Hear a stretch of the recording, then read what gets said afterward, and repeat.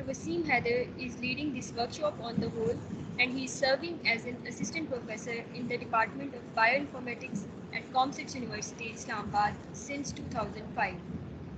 He is the foremost member of Computational Biology and Bioinformatics Group, CBBG, CEO of Next Generation Sequencing Solution Company and data analysis consultant at Jamilur Rahman Center for Genome Research, ICCBS Karachi. Dr. Wasim Haider is a PhD from University of Illinois at Urbana-Champaign, USA, and he has completed his master degree in computer sciences from BIIT in 2008. He has completed his MPhil in biochemistry and MSc biology from Quaid-e-Azam University, Islamabad, and he has 22 years of teaching and research experience as his area of research is next generation sequencing analysis. Next generation sequencing analysis that includes a variety of tasks including data storage and handling, RNA-seq data acquisition and analysis, gene networks and network motifs, genome assemblies, identification of DNA polymorphism, metagenome analysis, and association studies. His major research interests are high-throughput sequencing data analysis, statistical and computational genomics, applied statistics, software development, and web development. This institution, ComScience, was established in 1994 with the agreement of a commission of 27 representatives from several developing countries in Islamabad, hence named as Commission of Science and Technology for Sustainable Development in the South.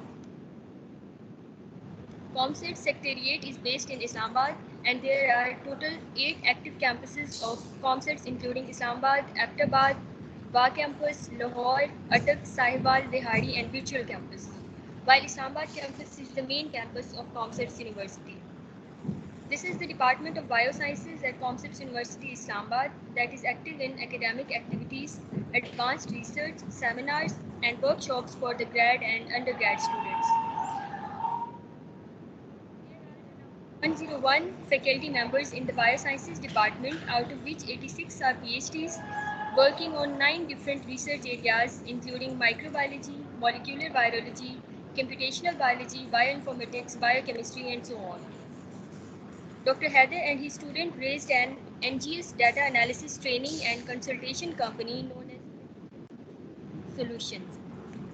Profit money from these workshops is channelized into social welfare projects through Captain Taslim Haider. Major community service projects including free medical camps, food distribution drives, financial assistance to the needy students, helping rural health and development program, and educating unprivileged children.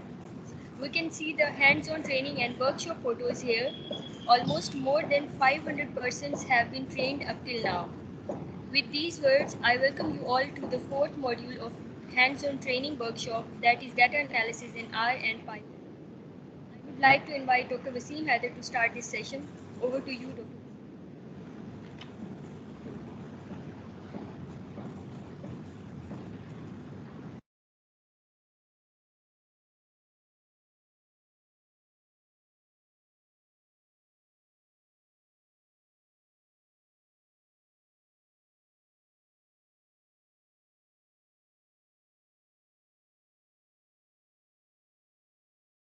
Ji Kurtalan, are you done?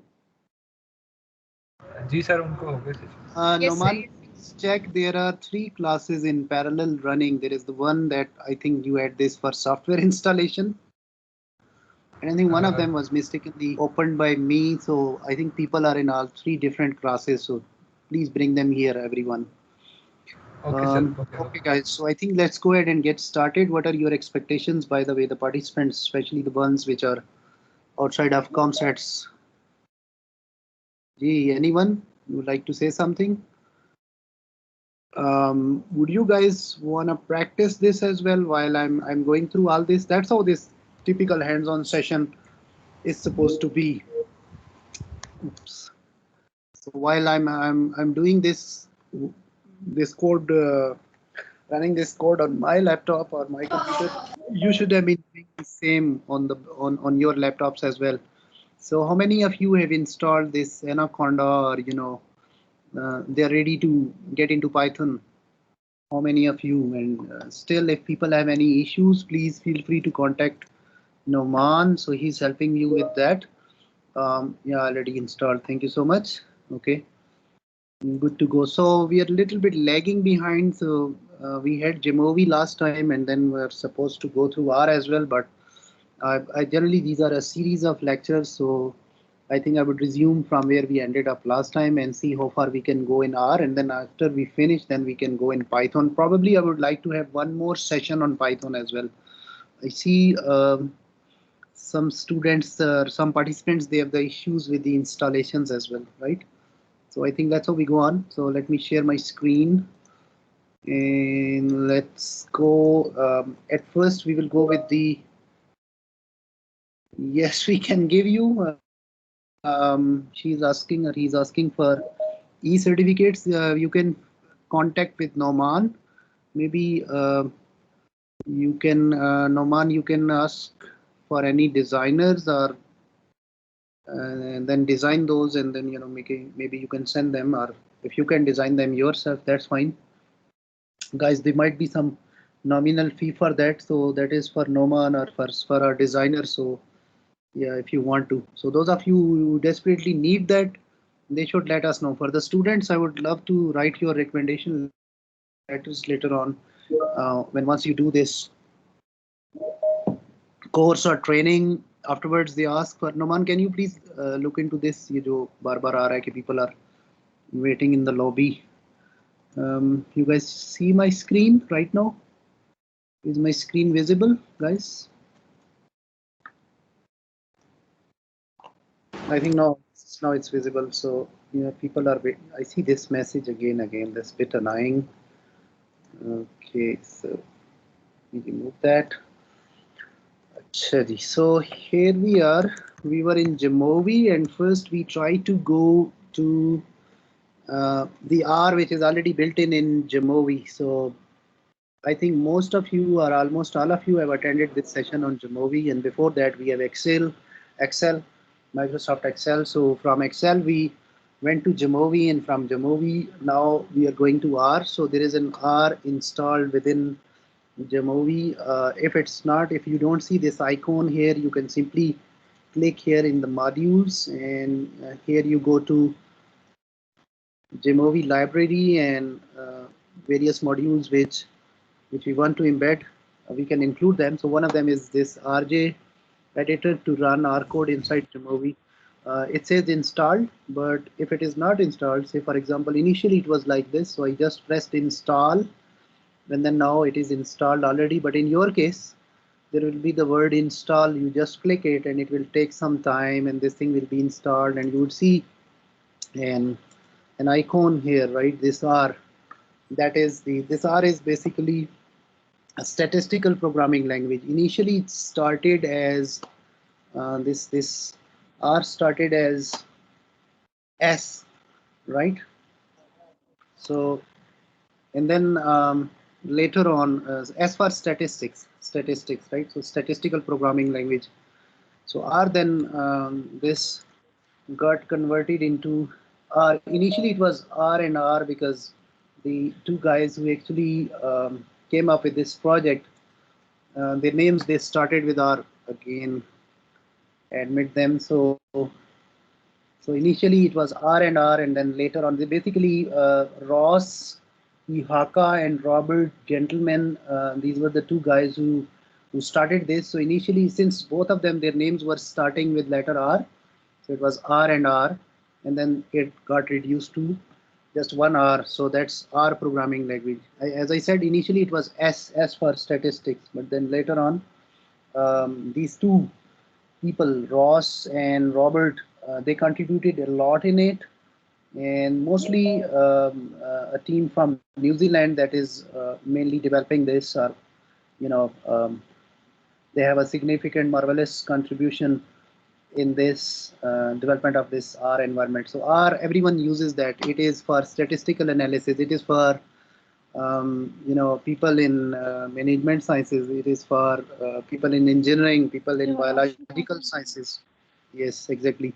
So In biological sciences, especially, it got boost when we had these techniques like microarray data analysis. So most of the programs and codes they were written in R. That's why जी miss Hina ये एक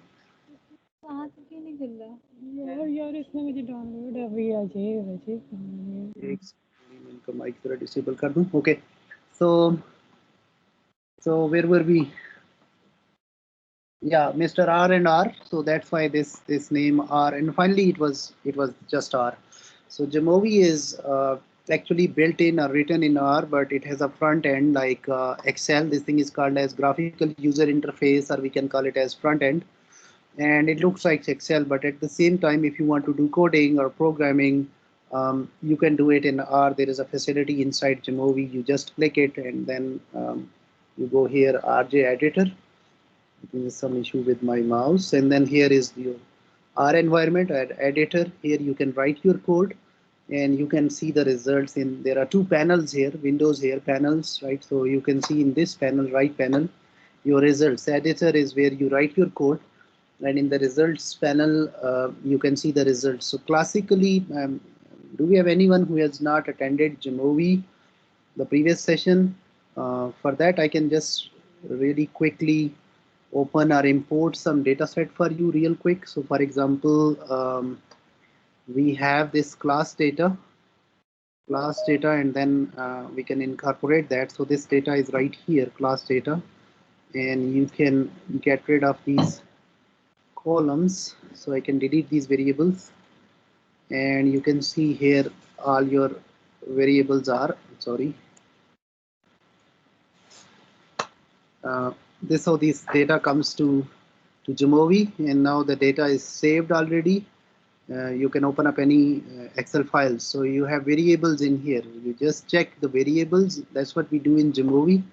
The variable type is different for these different variables. How many variables you have? You have gender, you have age, you have height, you have weight, and you have hair color and eye color, and whether the somewhere his bone was broken or it's not broken, and then your dominant hand, right or left, and then whether he or she is smoker or not, the smoking status.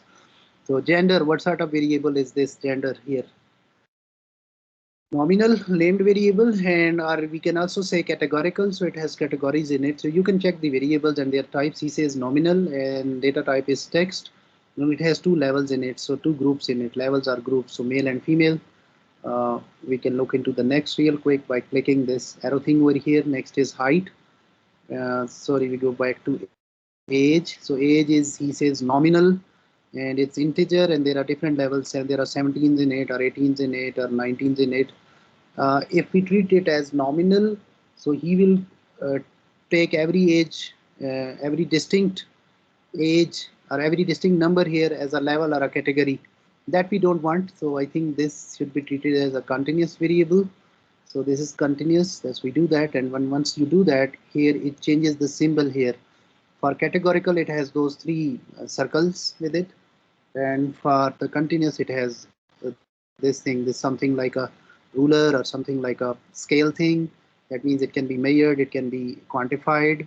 So basically, it's a quantitative, or we can say continuous variable. Okay. Height. What sort of variable height is? He says nominal. Nominal, is it right? We treat height as a nominal variable. These are different names. These numbers, they should be treated as text, right? Or what should be its data type? We covered data types in our previous session. So this height should not be nominal. Whenever you read data in Jamovi, you should do this thing, right? So see whether the variables are correctly captured or not. Okay, nominal variable is where you have the names, and it has categories within it. Okay, like for example, gender. So named variable, male and female, two categories or two groups here, male and female.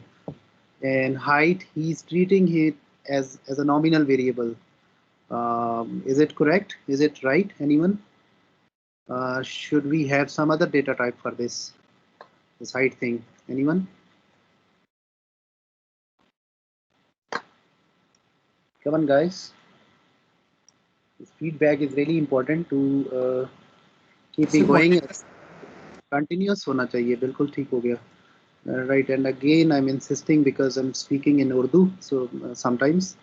So if we have any foreigner, somebody who cannot understand Urdu, maybe I should avoid that. So please let me know. Hair color nominal, is it correct? One more thing, this data type is decimal or integer or text. So decimal, if you have those decimal points, so I think that's fine. If you take it as text, it will not do calculations on those numbers. Integers may it will get rid of your digits after these decimal points. So I think decimal is the right choice. Eye color nominal, and then you have the levels blue, black, brown, gray. That's fine. We're fine with it. And dominant hand and is left and right, and MB or MP dexterous. Both he's using two hands. And smoking status, smoker or not smoker, nominal and text type. I think we are fine. So data types are fine. We can do just a quick review what we did last time in data exploration.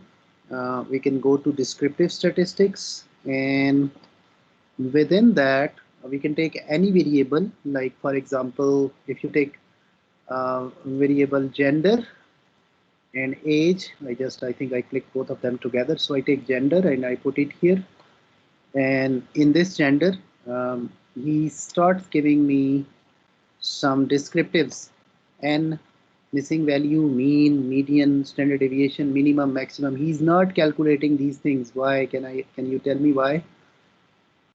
So in gender, he's only giving me in descriptives n, total number of data points you have or sample size, and how many missing values are here. He says 5, but he's not calculating mean, median, standard deviation, minimum, maximum. Can you tell me why? So because it's nominal. Yeah, it's nominal, right? So for nominal, you can do frequency tables, so that you can do that. So for a nominal data, you can do frequency tables, okay? All right, so for age, he's giving us all these things, but he's not giving us those frequency tables, right? So age is missing here, male, female, the gender, rest of the things are missing here. So that means for a categorical thing, or for a nominal variable, you can have frequency tables, and for a continuous or for integers, you can have these other things like mean, mod, median, minimum, maximum, etc. What if I take the genders back? I put age here, or height here, or weight here, so he will give me all the descriptives, right? This you can do it in R as well. There is a function called as summary, so we can do that. Just wait for a moment, and let me put this thing back and this thing back, and I just leave age here, and here is this thing, this top portion that says variables, which variable you want to do it, and it says split by. So age split by gender, so we bring gender here. So now you have 31 years of age, female 31 years, male 26, right? Sorry, you have the ages available for 31 females, this is n actually, and 26 males. Missing values, none in both of them. Mean age for females is 23.3 and for males is 21.8, and median is 20 and 20.5, and then you have standard deviation and minimum, maximum. That's what we already did, and these plots we already did. So let's straight away go to R and go to our editor, and let's do some fun stuff here. The data which we already saved, we call it as data, right? So so you need to write commands, or what we call them as functions in R. So let me get rid of what is written. See, just giving you an advice when it started. So there was something that was written with a hash sign. Hash mean comments, hash mean comments. So right now that code is not running, but it's just written for you as a guide that I stored your data as with some variable. He called it as, here the variables are anything which we can put here. For example, I can write. This is the editor, or this is the place where I write my code. Okay, and it's when I once I write, I can either press this button here, or I can do Apple Shift Enter. And in your case, I think it's Control Shift Enter. Apple for Mac. So yeah, I can write anything here in this editor, and then I can do this Apple Shift and Enter. This is actually in within the GEMOV, the version of R that is within the GEMOV, right? And then we have the standalone R, or there is another thing called as R Studio. That is much better when you use standalone R. That's more powerful rather than using it in GEMOV. But if you are working in GEMOV and you want to do something extra with this facility that is given to you, so you can work within GEMOV, you can work with R. So this is the console, this is the window where we write our code. So I put a number here, and then I press this thing, this play button. It says run on it. So that is to run the code, and you can see your output here. Down here, you see your output. So yeah, so here is your R's output. So I can go back to the editor, and now it actually deleted what I've done. So maybe when you see this thing, it has a hash sign in it. Whenever you put the hash sign within the code, this code is actually then ignored, right? So if I just press this thing, nothing happens, right? So we start running.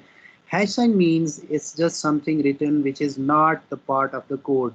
Normally when we write the code, sometimes we put our comments, we call them as comments, okay? So this thing is a comment, by the way. For example, I can write my name here. So it's a comment. I just run it. So we will ignore that. It's a comment. So it's not a code. As soon as I remove this thing, this hash sign, now the thing is in different color. And let me, I think, change the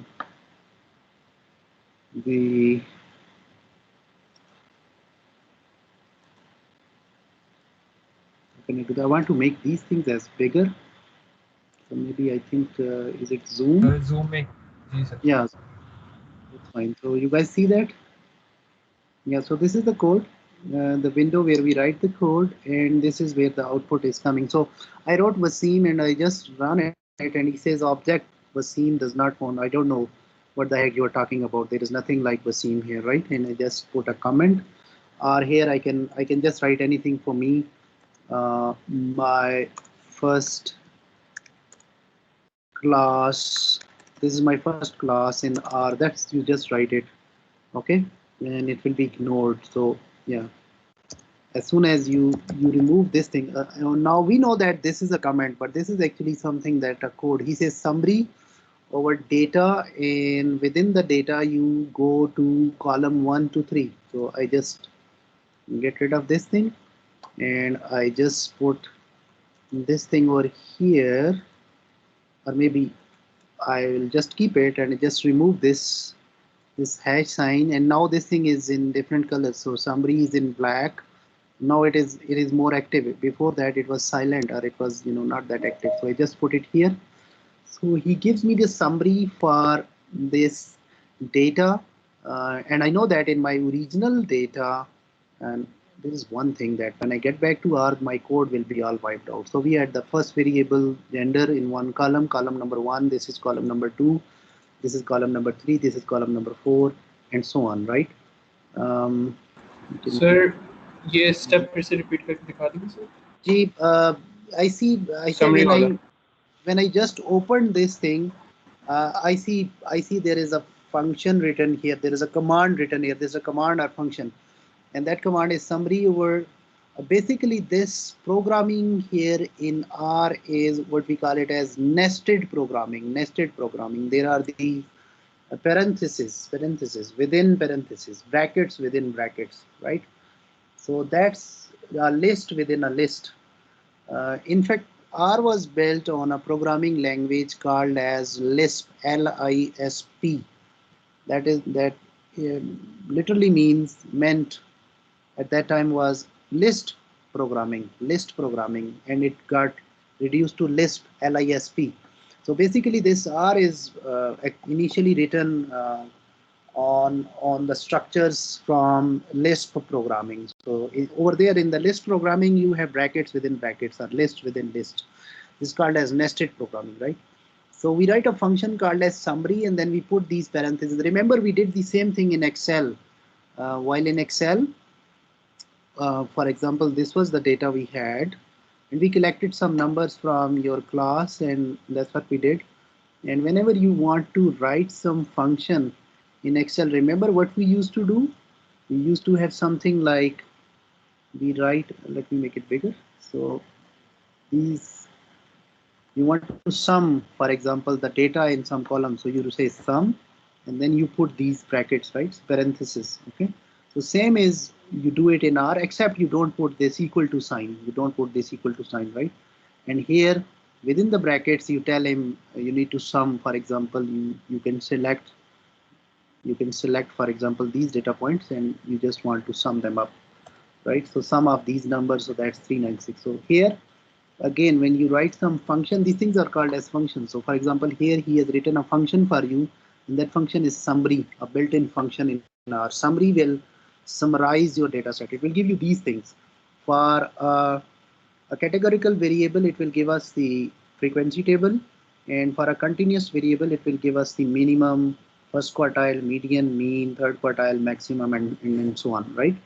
So if we just remove this hash sign and you just click here, so it will give you the summary of these columns. Actually, if I just remove this thing, for example, summary or data, then it will give me for all the columns, So it's not a good idea to start exactly from here, but since when we open up R, it looks like this. I want to make this thing as bigger and this thing is smaller, so that you can see this whole window over here.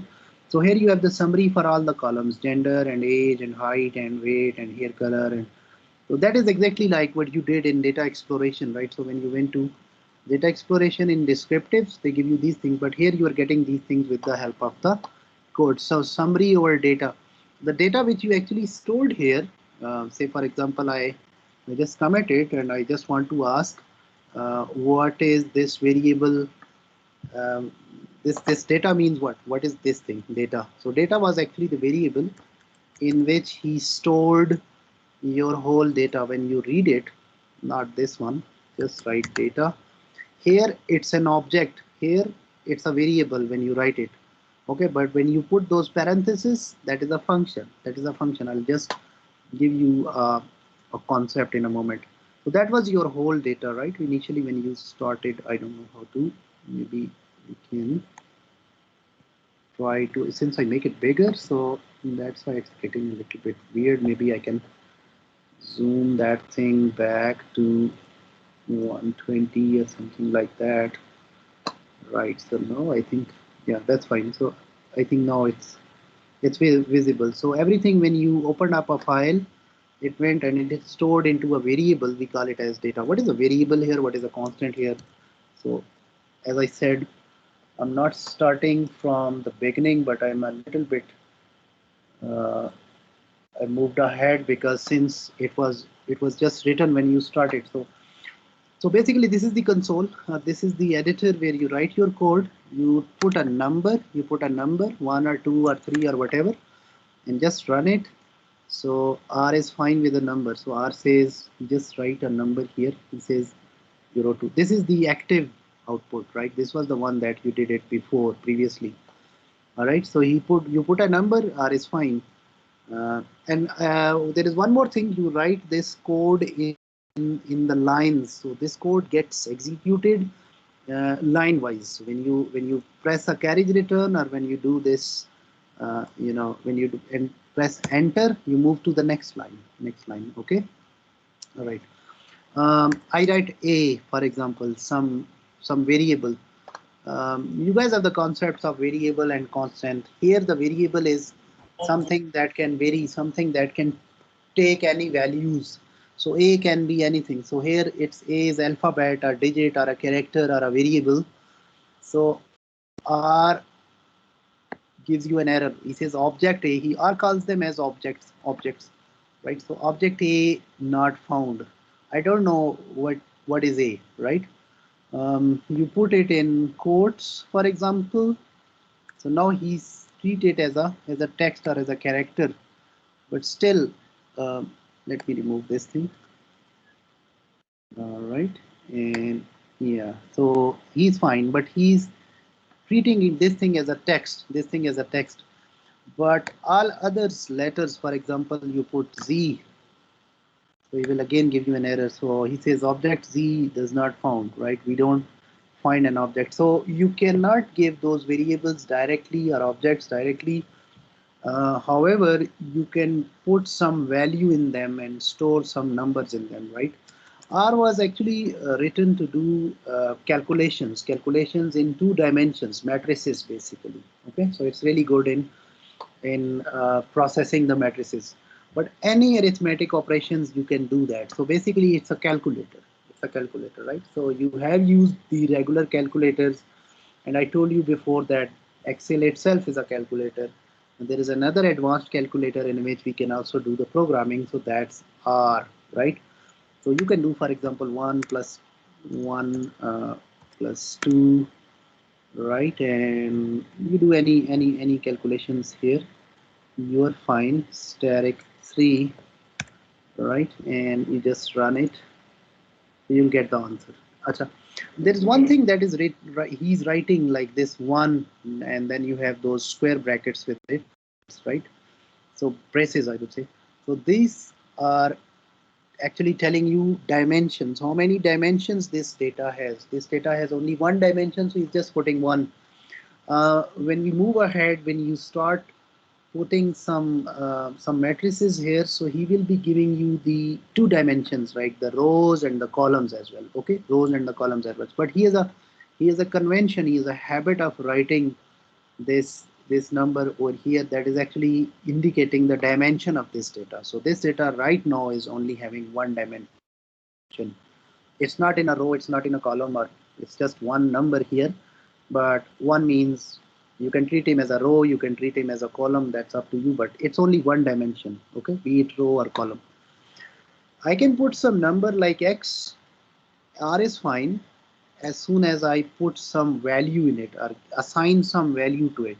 So X itself cannot be recognized, right? Valueless things has nothing to do here, right? So you have to have some value. In order to assign a value, you should write it like this. This is the opposite arrow, right? The reverse or the arrow pointing left. So you write less than sign and dash on your keyboard. You guys practicing with me? Any one of you? You follow? You're doing it on your laptops. Yes, sir. Within Jamovi or RStudio or Plain or Noman, what you gave them?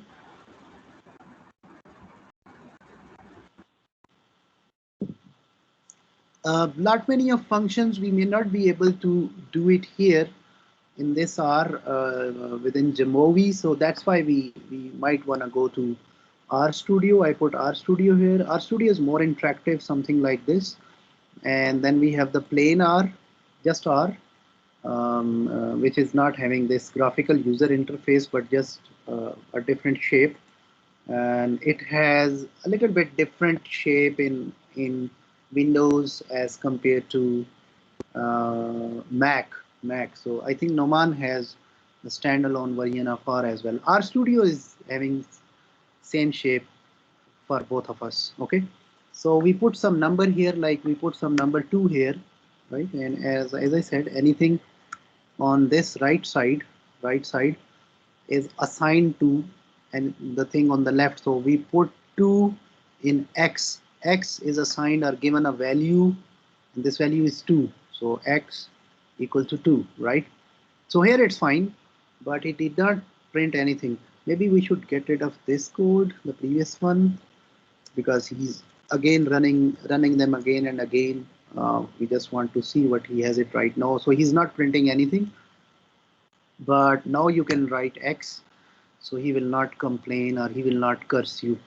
He says yes, there is this variable that exists and he's returning you, or he's writing the value or the number which you actually stored in this variable. All R calls them objects. Okay, R So calls can't them we objects. just do x is equal to 2 instead of doing greater less than You and are right. You are right. This is the old convention which we had it in R most of it, but this you can do that. But he says that this two thing should be, maybe I can say now x is equal to 4. Initially I put like this, and let's see what it returns. So it will take that, so it will overwrite the previous value, right? And now I do that. I can, I'm sorry, I can write x, and yes, so he returns the 4, but that is the convention. So mostly we go with like this, because this equal to is reserved for another thing. When you are doing the comparison, like all these two things are equal, is a equal to b or b equal to a, over there you will use this operator. But right now still you are fine, but this operator is not encouraged. So mostly, and since historically they've been using this way of doing that, and that is actually the one coming from assembly and all those old languages, the initial languages for the computer. So as a convention, they preserve this way of doing that. Okay, but still you are fine. As a, you can use that, but normally the convention is we go like this. Okay, all right. Suppose you want to put some numbers in a series, like in y, you want to put the numbers like this in y. Say I want a series of numbers like 1 to say 100 or 1000 in Excel. In Excel, how long it will take to write or fill up these numbers in one of the columns? So that you write a number and then you drag it down in Excel, something like this. So you write, for example, 1. Okay, and I want to do like fill 10 numbers here. So I do like this, and then I just say, I go here and I say fill series, so it will do it. Okay, and it will still take some time, right? But we are always in haste. We want everything, we are always in hurry. Allah Ta'ala says in Quran, in Insan al Insana, I think it's Zaluman Jahula, right? Man is always in hurry. So we want to be quick. We want to, be real quick. So that's what you do it in R. All right, and then here you can write what you have created. So in Y, what you have stored, you can ask the R to print it. So actually you created a series of numbers 1 through 100. That's what you are doing here, right? These are the consecutive numbers. So if you want to have some numbers, they are not in this consecutive fashion, but you want to have something like this, like the numbers between 1 to 5 and then 2 to an error. I'm doing an error here intentionally. I'll show you in a moment. So basically you want to glue them together, right? So this thing is another function here, is this small letter C, combine or concatenate these numbers or put these numbers together. So say for example here I want to go like 10 to 13, something like that. So he's fine right now. So you can write Y. Okay, and now you're fine. 1 2 3 4 5 and 10 11 12 and 13, right? So that's, you can do that in real quick. All right, you want to plug in some numbers, like some different numbers to R, like for example you want to create a variable is like I want to create a variable. You guys see that, or should I make it bigger again? So in Z, for example, I want to put some numbers here. I think this thing is, oops, I will lose that. That's weird. That's why we prefer this standalone R. The R in Jamovi is really bad in terms of memory. It does not remember that. It's basically, it loses everything. Yeah. So, but just for to make you familiarize with R, we are going like this. So, for example, in Z, you want to put the numbers like different numbers like 1 and 7 and 9 and 106, something like that. And then you write Z. what do you put in Z? Let me make it small letter Z because I need to press then two keys to make it a bigger letter. So he says, no, I'm sorry, unexpected. So in order to do that, you need to put these things, or you need to glue these things up with each other. And this glue is actually this small letter C. It's a function actually, combine or concatenate. So C means combine these numbers and then make a list out of these numbers and then give it to Z, or store this list in Z. So then you can call Z and see what you have put in Z, right? That's what you do, that concatenation. All right, so same way, we want to create another list with alphabets. So I do it like, for example, A and B and C, right? So that's what I want to do, and I just do it, and he says object A not found. What is A? These are different objects, like you can combine them, Z and X and Y, which you have already created, those objects, and they have some values in them, but you cannot put those characters, those alphabets like this. So in order to do that, if you want to put them as those characters, like text characters, so you can put a something like this. You put them in quotes. I'm sorry. So we have A here, right? And then I can redo it, B, and then C. Now I can click and he's not giving me any error, and then I can call this thing, I'm sorry, this W, and I just run it, so it will display you the list A, B, and C. Okay. All right, so I have created some objects in R, and I want to know how many objects, which objects I have created. So there is a function called as ls. Ls is list of objects. So give me the list of objects which I have already created. So we say ls and just put those parentheses. If you don't put these parentheses, since this is a function, and we have not stored any variable or object with the name ls, right? For z and w and x and y, we were just putting these letters, right? These objects, for them we were putting those letters without any parentheses. But for any function like this, C was a function, combine or concatenate, you can call them as such yourself, like so. But this function ls is a function, so I just put it. He says, oh, and he's like, he's cursing me. He's saying you should root. This is the function, and he gave me so much computer language down there. Moral of the story is you should not call this function like this. Rather, you should put the command in this shape. You should put these parentheses, be it blank even, So this is a function ls. Ls means list of objects which I have created. And when I run it, it says you have created data, you have created W, you have created Z, right? So these are the objects which I have already created, right? All right. So function is ls. All right. So ls is list of objects which I have created. All right. So let me comment them. This way I'm commenting them. Maybe I can use them later on, and then now I can move forward. Actually, these lists are also called, in our language we call them as vectors. They have only one dimension or a direction, right? So for example, Z is just a list, so you can treat it as a row or you can treat it as a column, right? But rows and columns, they bind together in what we call them as matrices. All right. um, and these objects, based upon what sort of data they store, is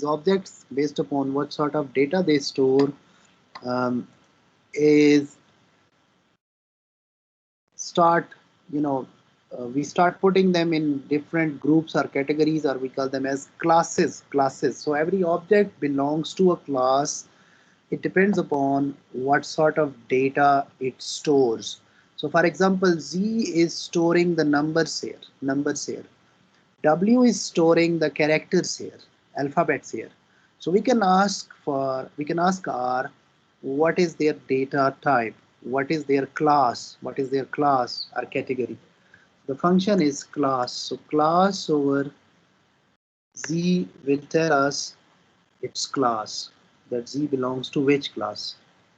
Uh, and again, this is dull. R over here is in Jamovi is dull, but R standalone R will keep track of it. So I need to recall this function again, and now it will be fine. It says this Z is numeric, right? And what if I ask the class for W? W, what are your expectations? The class for Z is numeric because it has the numbers, and the class for W, what do you expect? You have characters in it, String. String. string or Yes. character or Correct. alphabet. So, but let's see, R defines, R says it's a character. So the type of, because you have characters here, letters here, or characters here, English characters it calls them. So the data type for W is character. Got it? Okay, and we also have another object here. We forgot that. How many objects we had created so far in R? We can ask that. In this We can code ask only. R if we, yeah, we can ask R if we are forgetting that. What is the command to ask R? Hey R, what objects I have? What is the command for that? We just did it. List. ls. ls. Very nice, very nice. ls, just ls. No, as a function. Parenthesis. Nice. As a function in parenthesis. USG. Saad, is that you?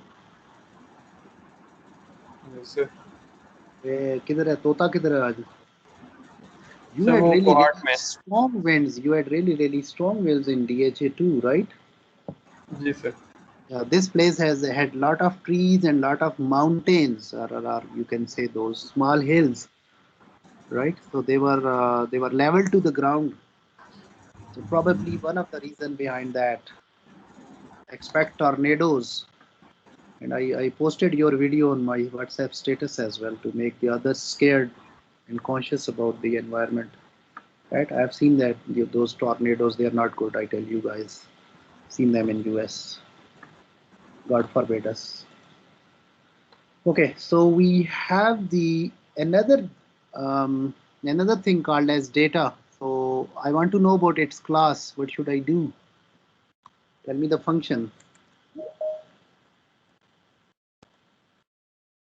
Function is Class I want to function. know about, yeah. So we had another variable called as data. So let's ask what is its type, data type. So class over data.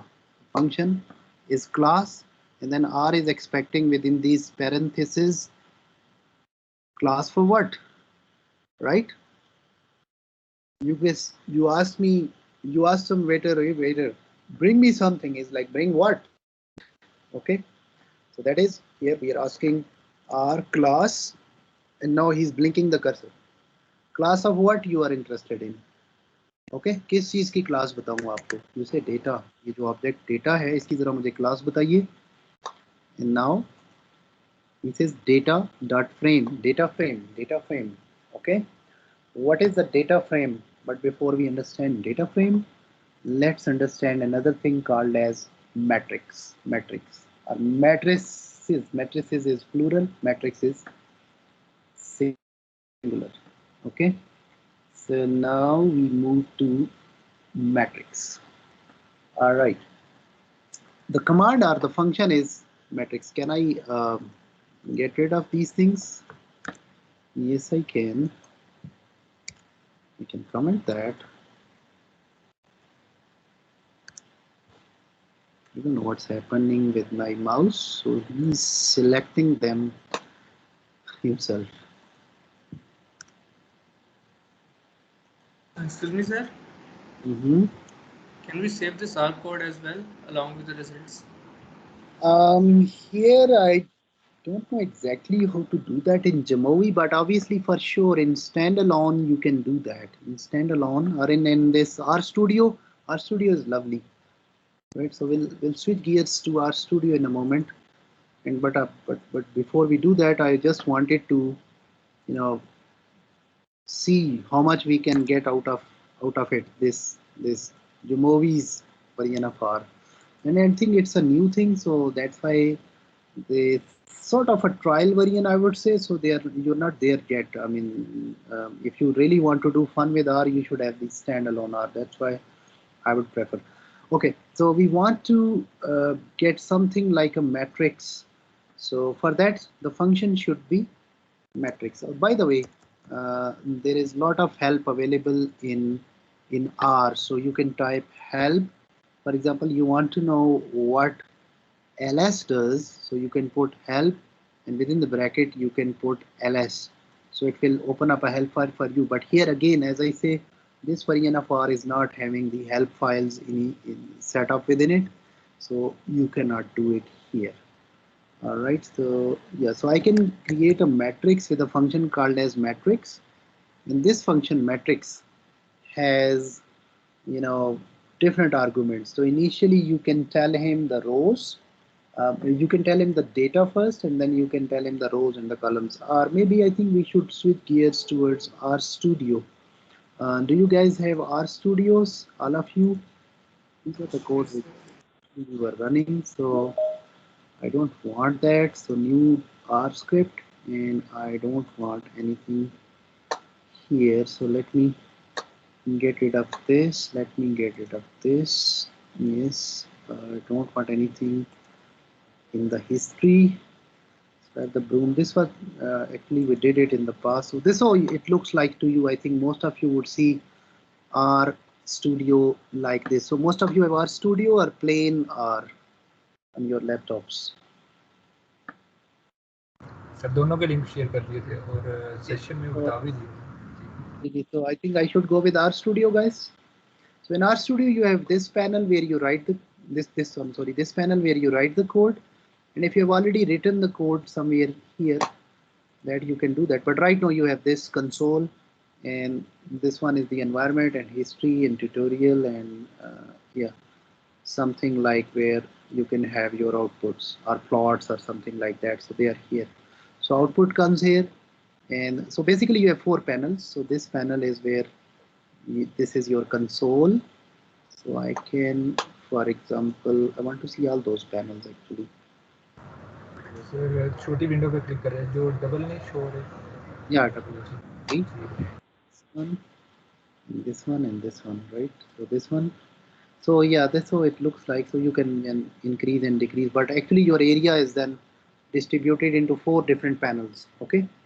So initially we start with just writing those codes here. This is how this RStudio looks like. So here you can ask for help, for example. So help was not working here, but here, since it has everything, so you can say help, and then you can write any function. So for example, we want to know how this function sum uh, this function works. So this you do that, and in order to run it, you do Apple and enter in Mac, and control and enter in your Windows, right? So here in this, he's saying sum of vectors. Sum is a function. Sum returns the sum of all values present in this arguments.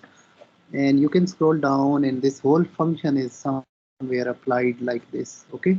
Remember, we had something similar in Excel as well, the help file, right? So if you want to know about any function in Excel, for example, um, go here, and there was, say, quartile. So this quartile, sometimes we use it, and here you just click it. You just click it here, so it will open up a help file and tell you how this quartile function works, right?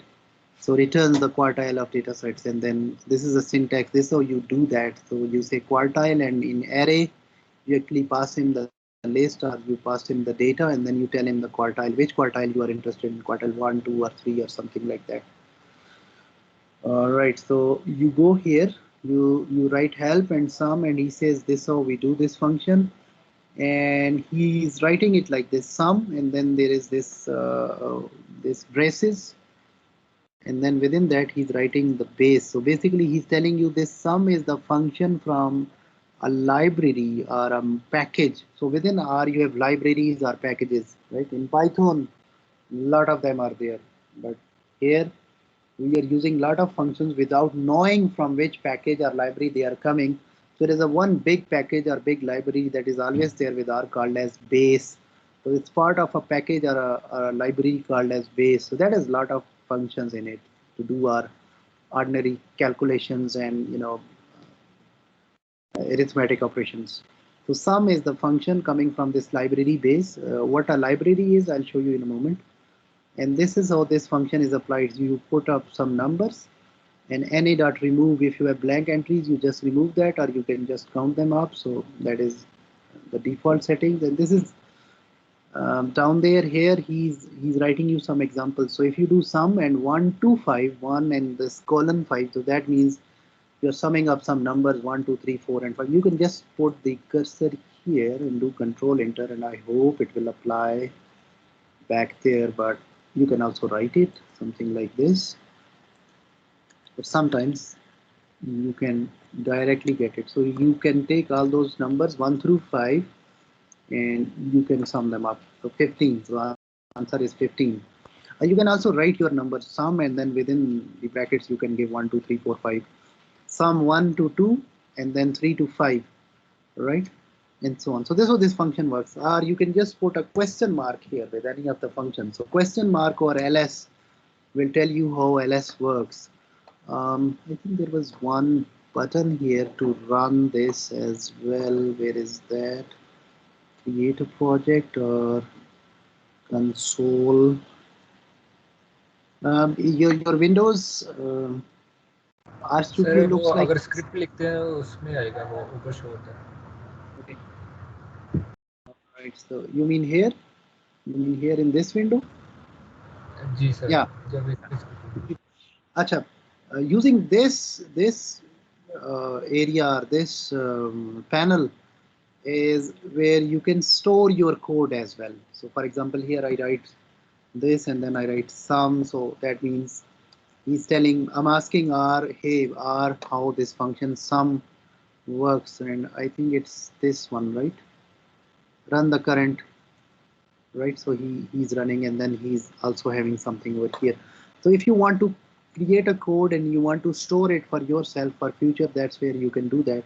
Here you write a command, but that command then goes up. But there is a history that is also storing these commands. So you can store the history later on, and then you can reuse them. So this is this floppy sign. Floppy means to save history into a file. Here the save, this document, this where you are writing your code, you can save it, right? All right, so still we are here, slow and steady. I want to know how this function works, this matrix. So I can ask our matrix or how this metric works, and I do control and enter, or command and enter in Apple, and I think control and R in your Windows. Control R in your Windows. You guys are following? You guys are trying yourself on your end as well with me? Anyone? Maybe I can make these things as smaller. Yes. So how matrix works? It can give me here, and it's all here. So matrix creates a matrix from the given set of values. As dot matrix attempts to turn its argument into a matrix. Is matrix test if the argument is a matrix or not. So you created a matrix, or you are not sure whether your data types is is matrix for some object where you have stored your data. So you can ask is dot matrix, and then it will return an answer like true or false, yes or no. All right, so matrix, and then he's explaining how this matrix works. So in the matrix, it says function works as this: you put data in it. For example, here I just put it NA. NA means just fill NA. I can just copy paste this thing here, and row is equal to 1 and call is equal to 1 and by row is equal to false. I'll show you in a moment what the rest of the things are doing here. I can just copy paste here and I just run it. So I just created a matrix which have one column and one row, and I just put some blank data or NAs, right? Maybe I can make two rows. I can go here. So maybe I can put this thing back like this, and I can make it like two rows and say, for example, two columns. Now I run it, so it has, yeah, 2 by 2. Now here it says 1 comma, that means first comma means any of these from the column. So first row, 2 2 comma, row comes first here. So in our row first and then column. Okay. So this one is, for example, 1 and 1. This entry over here is 1 and 1, like it's coming from first row and first column. This one is 1 and 2, first row and second column. This one is 2 on this side from the row and 1 on this side. So this is 2 and 1, and this is 2 and 2. So all those data points inside, they have an address, they have a reference, right? So that is at the intersection of both rows and columns. We did it in Excel as well. Okay. All right. So for example, I want to create a matrix, and this matrix is where I can write it for you. So maybe I can clear this thing up and move it up.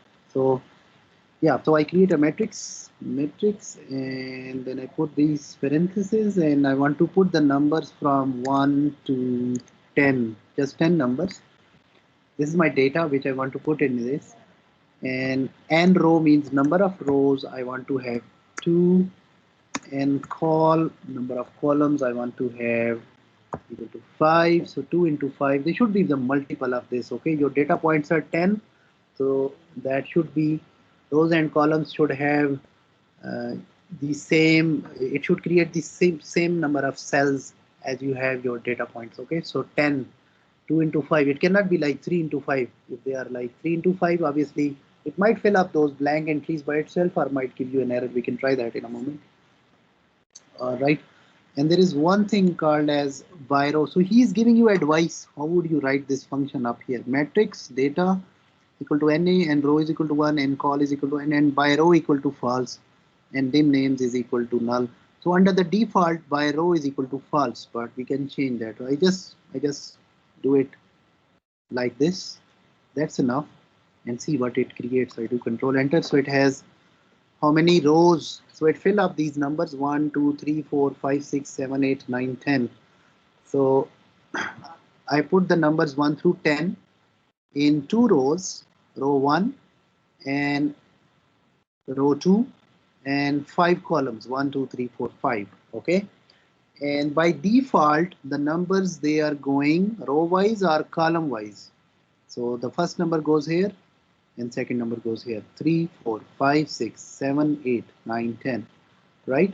So they are going by what was the default setting. If I look into by row, false means you should not go row wise, you should go like column. So again, I think I should copy or paste this thing over here, and let me change those settings. All right, so yeah, so this is how we do that. And now I do by row equal to I can do like t means true, or maybe I should write the full TRUE, full letter true. So now it goes like 1, 2, 3, 4, 5, 6. So you should fill up these numbers rows wise. So first all numbers in first row, 1, 2, 3, 4, 5, 6. Sorry, 1, 2, 3, 4, 5 in row 1, and in row 2 it's 6, 7, 8, 9, 10, right? So in this way we created a data set that is a matrix here, Maybe I can store this matrix into some variable, right? And I call it, say for example, W. So in this W I put this matrix, and now when you do that, it will not output anything. You want to see what you have created, you just write that letter, right, or that object symbol or letter, right? So object W was storing this matrix, so I just write W and I do control enter. So I have this matrix that lies in front of me, what I have created. I want to get its data type. What should be the function? data type. Class. Class. So I would say class over W. It will be harder for the non-programmers, but that's how we actually start that. So basically it's a matrix and array you can also call, but matrix. So this W is a matrix. Okay. And a data frame is if you have numbers in your data set as well as you have characters in it. Okay.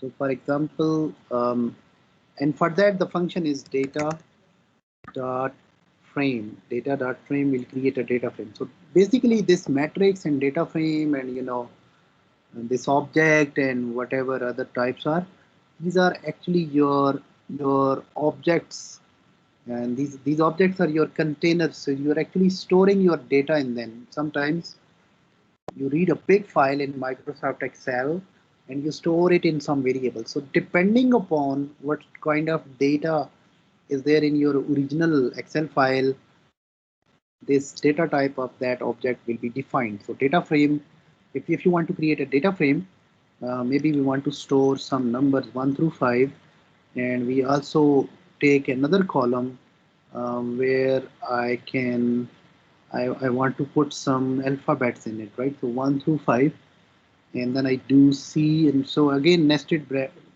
programming, the bracket within the bracket, right? So we can have A, we can have how many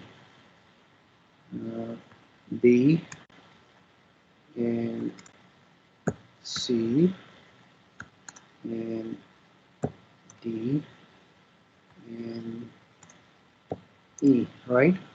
So this how we can create a data frame, okay? And maybe I can store it in some variable. I call it Z, and I just do it. So it's created. So I do Z, and this how it looks like. Okay. So I can just simply name them. For example, here I can say do it again because he's labeling them with the same. So that I don't want. So I can give them names myself. So I can say, for example, this thing is labeled as ID 1 through 5, and these are the, for example, I just write it for myself, name, and you can put the names here. One is, these are different students, so that's the label. It will be the label of this column. Probably it will work. So control enter, and I do Z, and he says ID 1 2 3 4 5 and name ABCD, and this is how you can create those data sets yourself, those data frames yourself.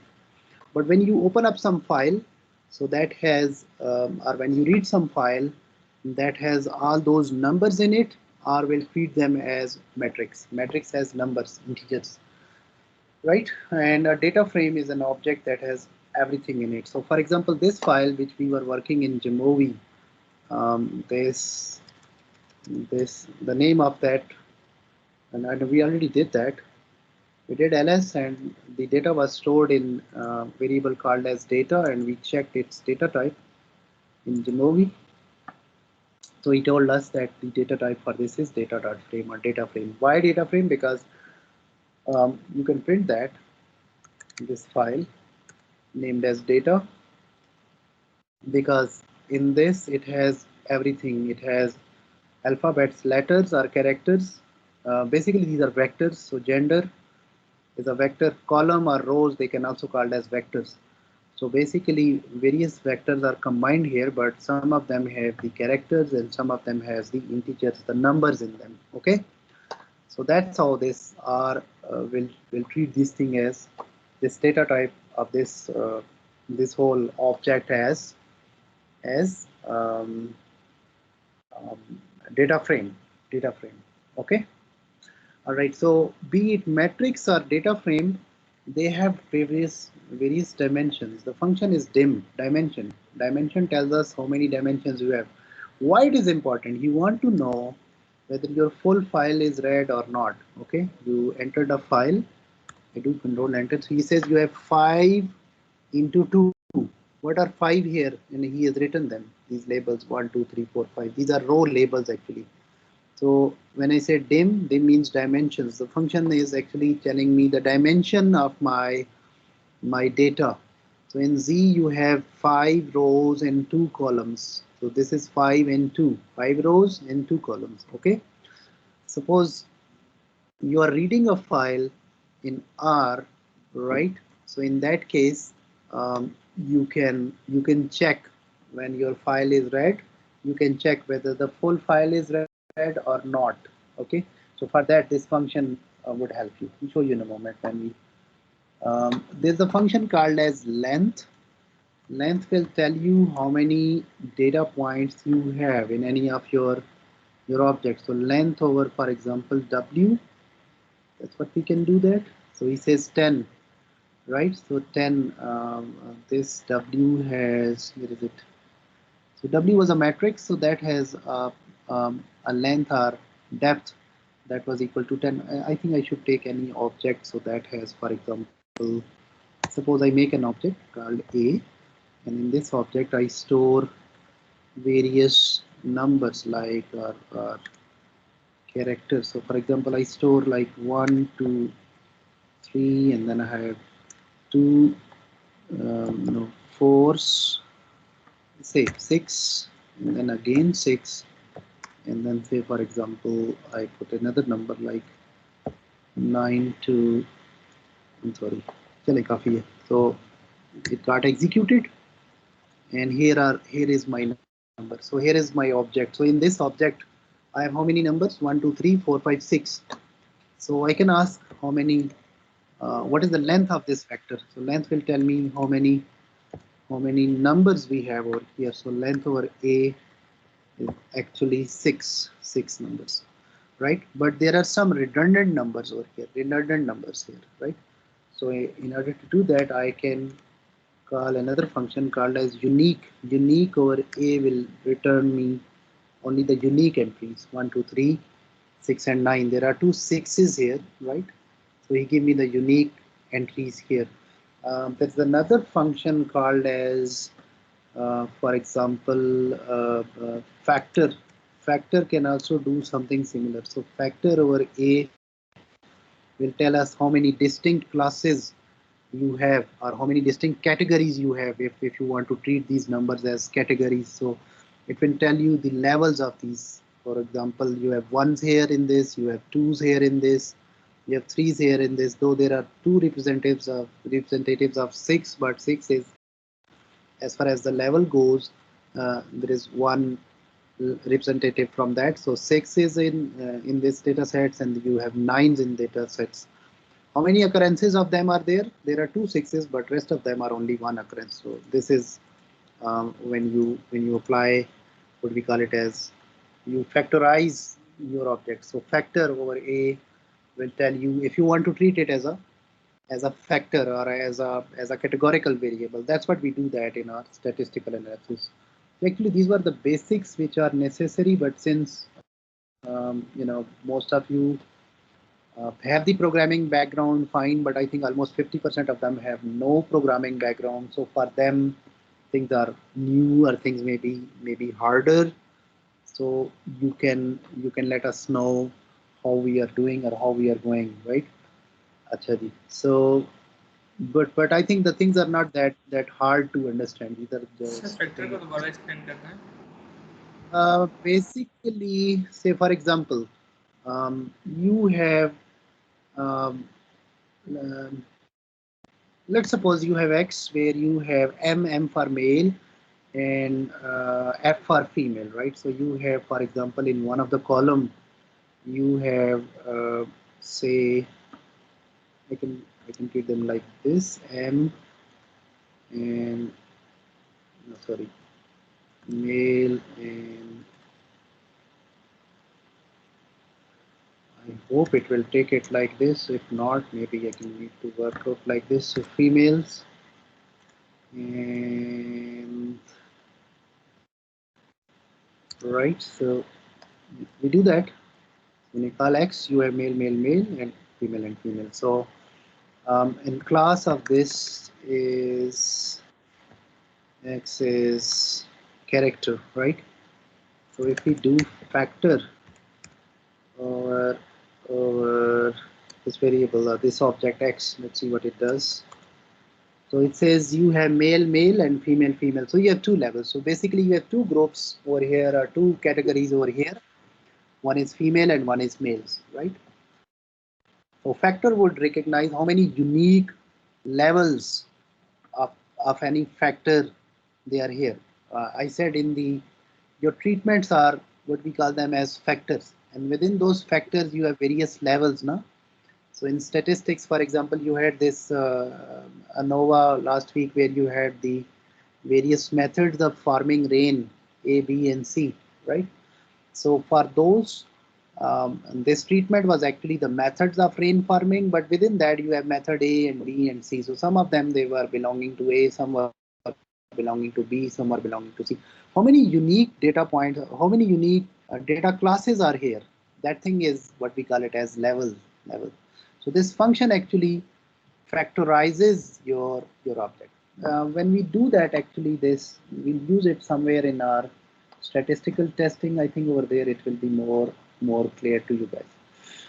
Okay guys, so let's switch gear towards some data analysis. These were the basics and I took a little bit longer, so maybe I can see where I am right now. Acha, path setting or directory setting, that is very important in R. So you want to know where you are when you started this work, because all our files are stored in one of the folders. This is Bio 808, or say for example data science, where I have all these files, right? So we have these files here and I want to read a file from there. For example, this class data, this file, I want to read it in R and do some fun. Okay, so maybe you guys have any concept of folders or directories? Anyone? Folders or directories? So basically, this is a folder here, right?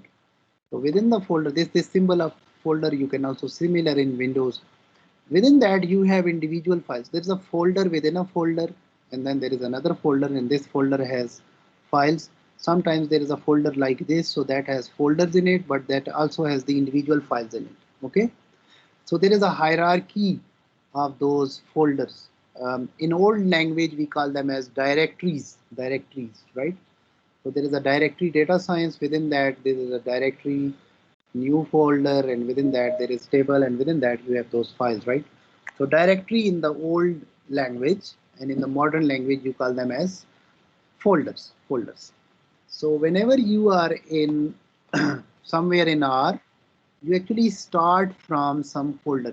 You have some address, you are sitting in some folder, whatever.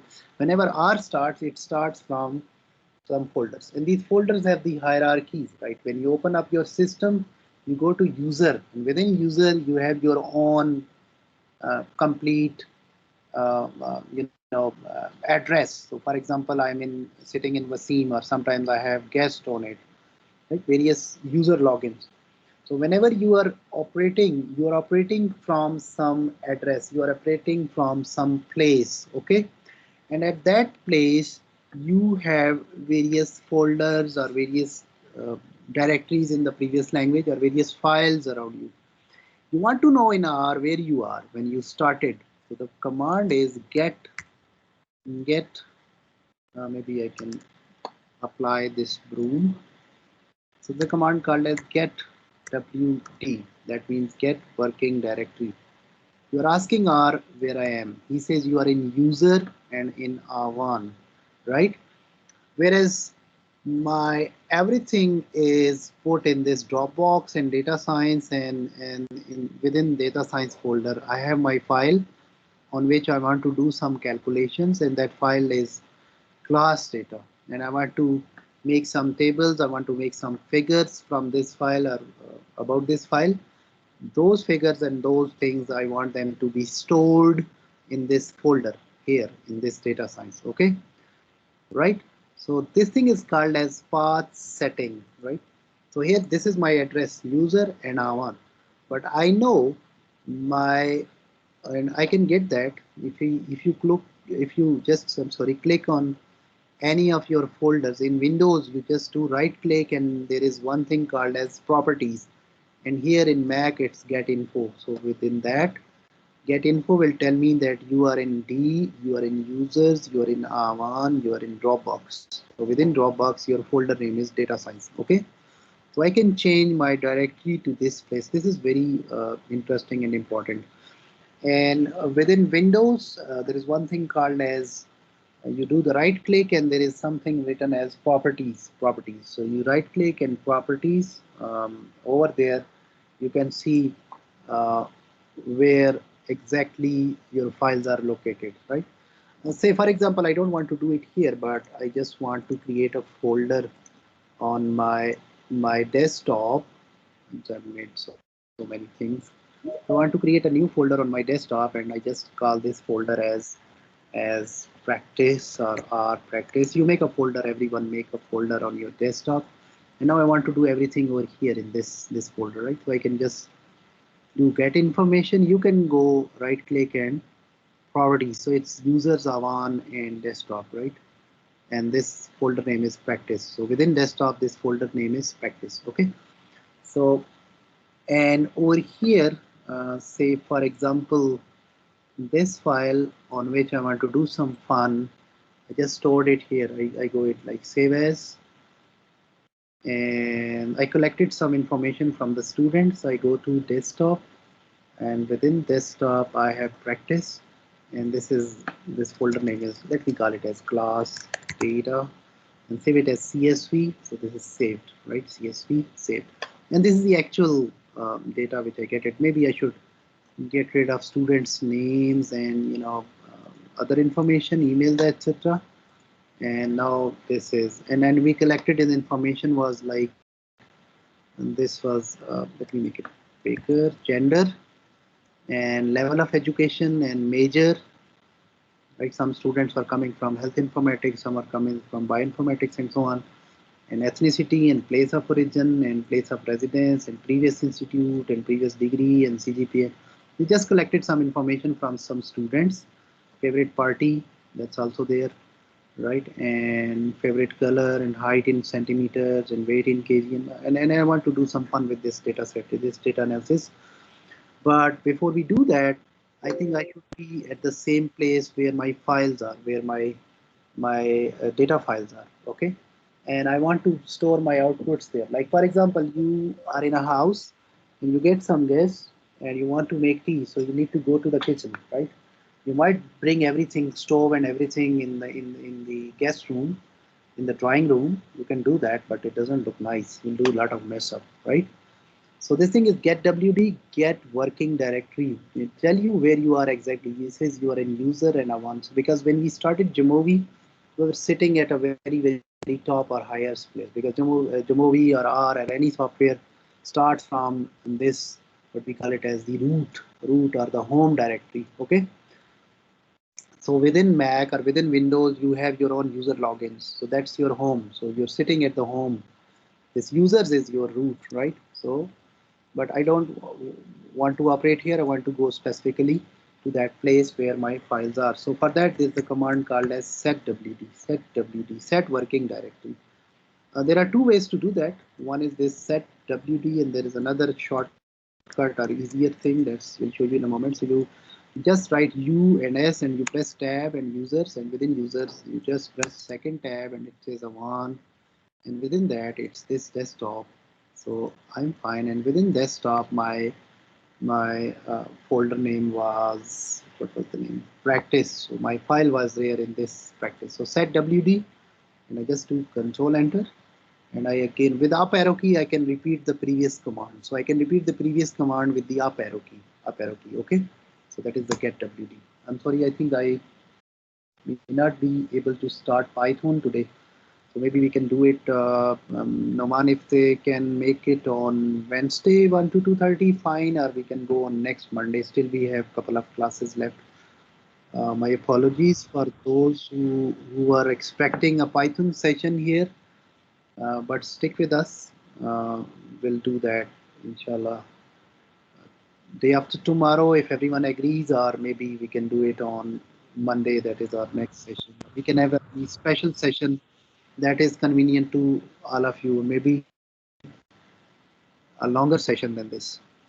Okay, but before that, maybe you should have Python on your laptops, functional or operational. Maybe Noman can write a basic hello world sort of a program with you guys on your systems. All right, so here we are. So now our directory is set, and there is another shortcut or easiest method. So it says session. Within session, it says set working directory, and then you go to choose directory, right? So that's what you can do, and here it is already selected, but I can go to, trust me, I can go to desktop and then practice, and then you do open. That's the same as doing this thing. So he has written everything for you. All right, so now your file is here. Now I want to read this file, and for that maybe I can go to, yeah. So I can write, um, um, I can read this file here, which was, what was the name of the file? So for example, I can say data, or normally we avoid the word data or object or class because these are the pet words which are there in some programming language, most of them. So maybe we can call it as class data. And he is not giving me any suggestion. See, here he was saying class, and then you have those double columns and something like that. Actually, this word is common. See, he might have any function within him that is named as class. And even if I write data, again you would see data or data.class or data.matrix. So lot many of things are with this word data. Even the word object, right? So some of the words are not advised to use, so that's, we avoid them. So I can say class data. I make a variable. I can say x or y, or and within x I can get this file in R with a function. That function is we call it as read. Read will read a file in R and bring up, or line up this file in R. So the function called as read, and since this file is in which formats .csv, the function is read.csv. Okay, so we need our big file to be imported, to be incorporated in R, and that's where we want to write a code for it. We want to do it with the help of a code, right? Jamovi did that, and automatically it went up, but that was one advantage of Jamovi, but there are lot many of the disadvantages are there, right? Which we don't like. So we create a variable, we write a variable, we call it as class data, and we take a file with a function. That function is, I think before that I can just tell you a function. So there is a function called as read.csv, and you give the file name to this function. The file name was, say for example, you can press tab. I think you should put the quotes and tab. So it says class data. There was only one file in it, or maybe I can just write it letter C and press tab, and it will pick up automatically. So this way R will read the file directly in it. So I can do command and enter. So this file is read and printed, but we want to do some operations on this file. We want to do some fun on this file, right? I think I did not save it, so that's why he's still showing me student's name. So I just save it, and now he will be fine. So I just do it again, and now I think I'm able to get rid of your names and your email addresses. That we don't want that. So maybe you can make it bigger. So this is how this whole thing looks like. But there is no advantage of doing this, right? So he read the file in R and he just ran away, but we don't want that. We just want this file to be stored in some variable. We call it as class.data or class data. The function is read.csv. Again, the function is the same. And here you give him the file name with tab. So it says class.data. That's it. And we do control enter. And now we write class data. Enter. So that has your whole file. But see, this file is so big that we were unable to see what's happening, so we need to scroll up and down.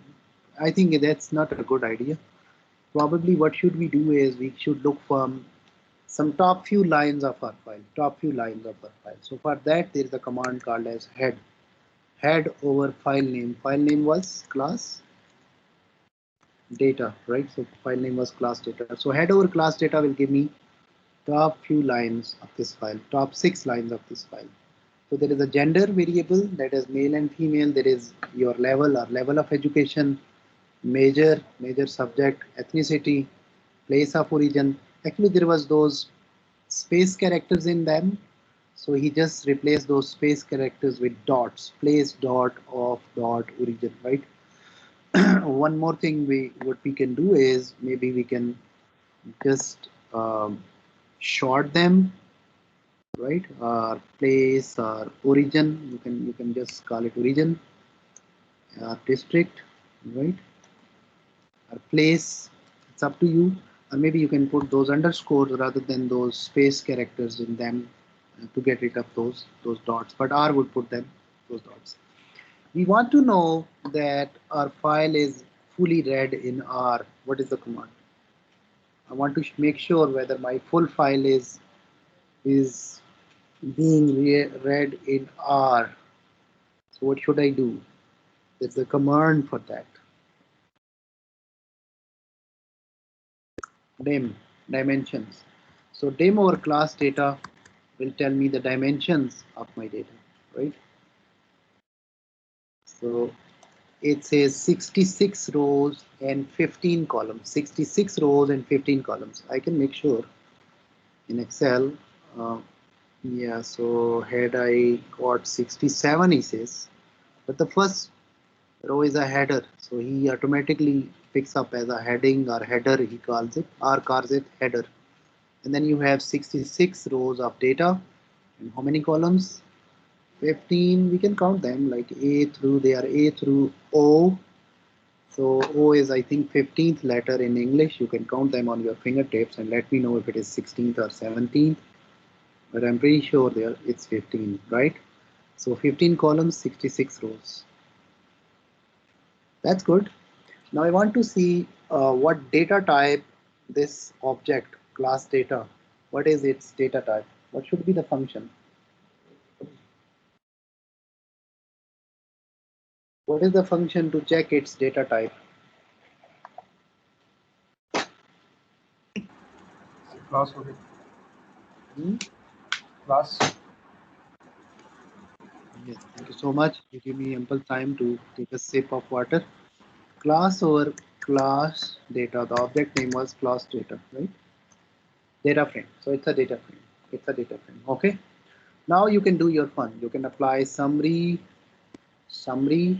and enter, and then your object name was class data.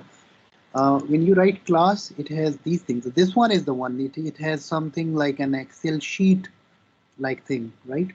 A table like symbol with you. That is actually your object in which you add your data. Summary or this will mean the summary, right? So gender, that has a length of 66. That means its depth was 66. Class is character, mod is character. Your level, right? What he's doing. Yeah. So those variables in which there was the that have those data type as character, you will do nothing, but summary will give me the summary for the ones that have numbers in it. So age in years, for example, minimum age 20, maximum age is 24. That 1998, somebody put year as an age rather than putting his or age, right? 113, that's weird. That's weird. Oh, no, that's the average actually. Because of this 1998, the average age is. Somebody put the year, that's wrong. So maybe we can go to the actual data and remove this thing over there. This thing is called as data cleaning, right? So we need to do that most often. So here we can go like, for example, he says 1994 and today is 2021. How long he is old? 1994. Someone says 1994. 6 years and अभी I think 28 कर लेते 28 years, and we should also get rid of this who says 1998, 23 years, right? Now we are fine. This is called as data cleaning. He's also saying 1998. That's wrong, right? So we do that and we get back to our, maybe we can read this file again. Okay, and now we do summary with this thing. So still now we are fine. So maximum age is 40. I think I also put my age at that time. 20 is minimum, 40 is maximum, 23 is median. First quartile, the lower 25% of the population are 22 or below years of age, up to 22 years of age. 1/4 of you are 22 or below years of age. Median is 23. Mean is 23.79, and almost 75% of the population, that is the third quartile, they are up to 24.75, almost 25 years.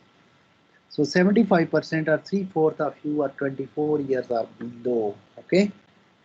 All right, and you know these columns. So these are the columns in which you have numbers, right? Height in centimeters, 5 minimum. Again, there is a typo here. I think someone of you had put feet here. It was clearly written that give me in centimeters, right? So this is not possible. What I would do is I would go back and correct this 5 as 12 into 5. That's 60 now 60 inches. In centimeters, 5 feet, you convert it how many centimeters, and I will multiply that and replace that. This thing is called as data cleaning. We see a lot of these issues of data cleaning when we start this data analysis, the real fun. Okay. All right. So this is the function summary. And how can you get a column, just a column, first or second or third from this data frame? So this thing is, you can get it as class data, and you can get it with a $sign, $gender. That will give you the first column, or the column with the labeled as gender. You want to get it, you can get it like this. Okay, class data, gender, males and females. That's what we see. Now, how many males and how many females are there? For that, you can take this column and you can apply a function called as table. So table will give you the frequencies. Okay. So table on this column: 53 females, 13 males. Quite unequal replicates, quite imbalanced design. Obviously, we have less male students, or maybe we had, I think, more than this 13, but most of them are casual, careless, so they did not pay attention in filling that. But anyway, we get response from 13 males and 53 females. All right, get that point? Now you want to take this variable and you just apply another function called as factor. So factor will factorize this thing, right? So it says in this data you have two levels. You have females or males, or two classes or categories. Okay. We want to do it for some other variable, some other thing like this, your level or level of education. So that's what you can do. Your level of education. You do that BS and MS, and you have BS, MS, and PhD, right? You do it some other variable, like for example, major. How many majors are here? Major subjects are here. So we have 7 levels. You have the people from bioinformatics, we have people from biosciences, health informatics.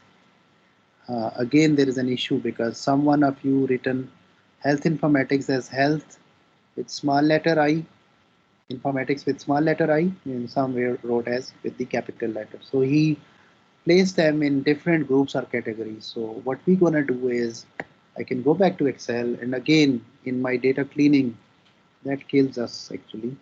And just for the sake of your practice and your convenience, I go here, data, and I do sort, and I go with the major, and then I can figure out where I've written bioinformatics. Or I just simply take this first one, select it, and drag it down. So bioinformatics, they are all fine. And this health informatics one, and this is another. And yeah, molecular biology. And better you should give the user this. Some of them are microbiology, immunology, molecular biology, and biochemistry, and molecular genetics.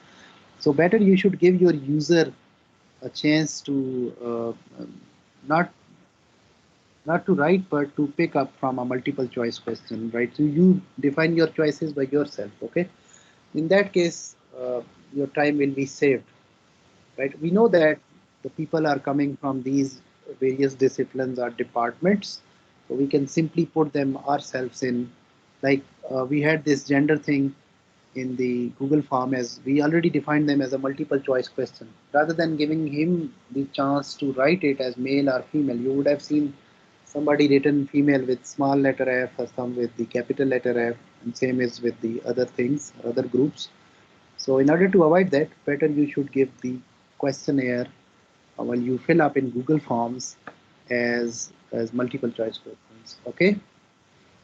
All right. So that's what you do, and now um, we can do some more fun with the columns where you have the numbers. So for example, you can do the box plots or bar plots of your data. Well, let's do some graphics or plotting. So box plot over class data, and within that we know that all variables are not to be made box. Just leave it, and see what happens. So he gives an error. He says there are some non-numeric things, I cannot do that. So okay, no worries. We can define him those columns, or we can just write the name of those columns. Which column you think we can make the box plot? So the column that has numbers in it, for example, age in years. So we can make a box plot out of it. So for that, the function is, oh yeah. You know what happened? I'm giving less space to this thing where it needs to draw the plot, so that's why it got suffocated. So do that again. So now your box plot for this variable, um, this age is here. So what do you see in here? These three bubbles. There is a one gentleman with the age of 40. There is one that is 33 maybe, or this one is 31. So, and then you have the main population within those, within this box-like thing. So these are your outliers. So these three gentlemen, obviously myself 40, and rest of the group or the class is 30 or below. So obviously I filled it myself as well. So that's weird. That's giving me this shape like this. So this box plot tells us the outliers as well. This is the thick line in the middle. That's your median, right? And this is your lower fence, and this is your upper fence, right?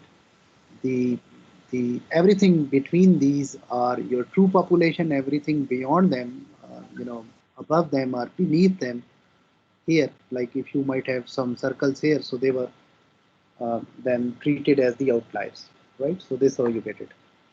Can you make the box plot for some other thing as well? Yes, you can do that. By the way, you can put other things over here. So you can make the color as well. Call equal to, for example, pink. Your box plot will be colored, right? Pink not found. I think I should put quotes on it. Probably it will accept that. Yes, that's fine. Okay. All right. So yeah, and then you can simply export this picture, export as image, save as image, or save as PDF, and then you can put it in your paper or your thesis or anything else. All right. Okay. You guys are getting that? Any comments, queries? Since I have 10 minutes and I did never look back, ask from you how you guys are doing, because some one of you might have its first interaction with R or any programming language, so for them it's a bit harder.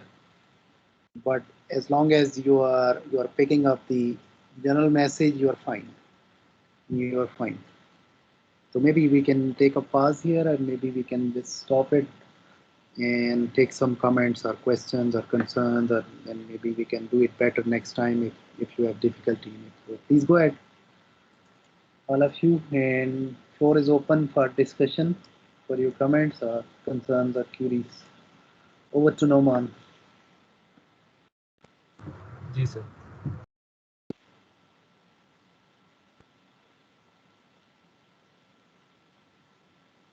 Gee, students, especially the people who are new or they don't know about programming.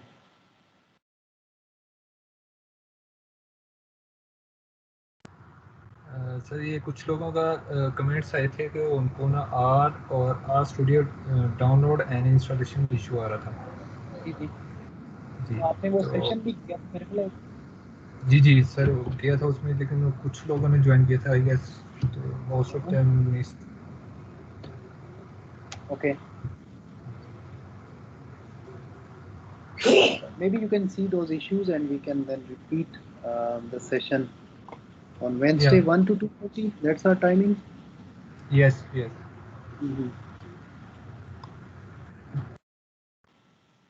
Anyone else? Sir मेरी set directory की command में error आ रहा है. Ji Shahir, you may share with Noman your screen. Maybe you are putting some extra character or something, or you using this R Studio or plain R? Yes sir, R Studio. Studio. And maybe you can go with this thing like this session, and then yeah. There is another thing. I think in Windows नहीं you मैंने वो need to. कर लिया था, मैंने file से जाके ना इंपोर्ट कर लिया था. नहीं, in Windows probably you need to reverse your slashes. I think forward slashes आती हैं उनको back करना पड़ेगा, या back slashes आती हैं उनको forward करना पड़ता है जब आप उनके वो करते हो ना. Best Yes thing sir. best thing is when you are doing this command, for example, let me go back here for you. When you are doing set WD, for example, here I need to go with the forward slashes, so user, and then you press tab. So if you are pressing tab and he is suggesting you, that means you are doing right, you are going right. Okay. And the other thing is you can go here like session, and then yeah, like this, choose directory, something like that. Okay, got it? Yes sir. Still not working? Maybe you can share मैं your sir screen. Direct import कर लिया था. ये जहाँ पे आपने plots नहीं आ रहा आपका राइट जी जी. साइड पर, प्लॉट्स के साथ फाइल्स का ऑप्शन है. ओके. प्लॉट्स के साथ ऊपर वहाँ से जी जाके जी मैंने जी, डायरेक्ट इंपोर्ट कर लिया था इसको. डेटा फाइल को. Sir oh that's smarter. जी जी, वो भी आप कर सकते हो, यहाँ से डायरेक्ट इंपोर्ट कर सकते हो फाइल को. So I think yeah, open new terminal, go to working directory here. That's all you did?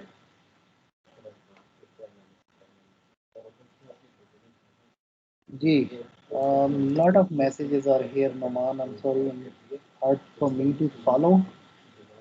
Let's not we do that. So I think sir कुछ बच्चों को कंसर्न था कि वो ई सर्टिफिकेट्स या उस तरह के सर्टिफिकेशंस का वो कोई. बता दें आपको, लेकिन ये कंप्लीट कर लें पहले, जरा कंप्लीट कर लें इसका. ठीक है. जस्ट अ बिग कुछ बैकग्राउंड वगैरह कवर करना जरूरी होता है, क्योंकि most of them they don't have that. Actually, you can also do the other plots as well. There is a bar plot, there is a box plot, there is the other ones like pie charts, etc. That those commands are there, so maybe we can share the document in which we have written those commands, so you can do that by yourself. And then obviously the advanced level stuff, it's also there, though we did not cover that, but that you can do that by, once you have to be on the track, and once you start writing these things, file set करना, directory set करना, file को are के अंदर read करना, ये जरा यहाँ पे स्टूडेंट्स का जरा ज्यादा जान जाती है और टाइम लगता है.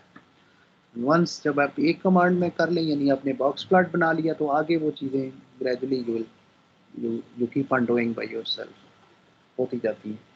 ठीक है. So documents we will share with you. We have the books, That is the base statistical analysis with R and statistical analysis with Python. They are already there, so that we can share with you guys. ठीक? And feel free to ask for more sessions if you guys want. I'm at your disposal. You set up with Noman. All right. Anything else?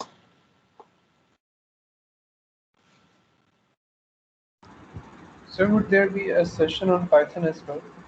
या इंशाल्लाह next time ma'am कर लेते हैं. I think Wednesday को कर लेते हैं क्योंकि वो हमारा भी रहता है, या फिर नेक्स्ट मंडे को.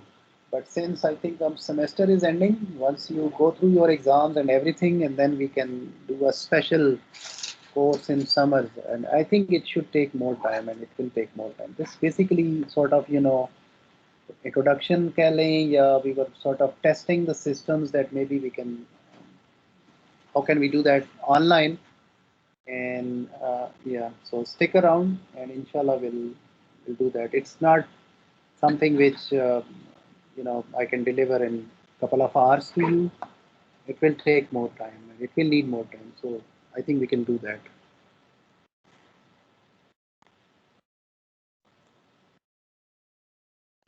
That's it.